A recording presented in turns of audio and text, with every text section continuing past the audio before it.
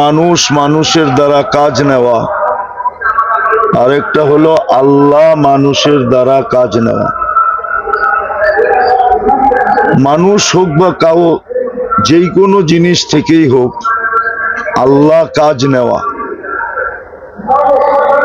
আর আল্লাহর নিয়ম হলো আল্লাহ যার দ্বারা কাজ নেন সে যদি অদম থেকে অদমও হয়, অদম থেকে অদম বোঝেন তো,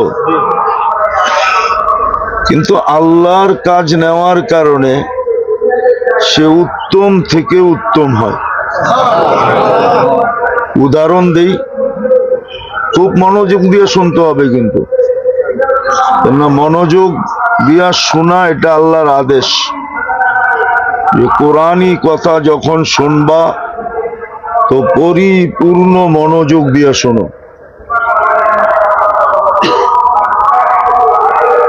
তো আল্লাহ যার দ্বারা কাজ নেন সে অদম থেকে অদমও যদি হয়, আল্লাহ তাকে উন্নত থেকে উন্নত বানান।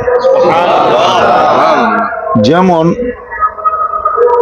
আসহাবে কাহাফের কুকুর দ্বারা আল্লাহ কাজ নিছেন। কুকুর কিন্তু বড় অদম প্রাণী। হ্যাঁ, কি এটা একটা গালিও, ঠিক না? না গালি না? কিন্তু যখন আসহাবে কাহাফের জন্য আল্লাহ কুকুর দ্বারা কাজ নিছেন,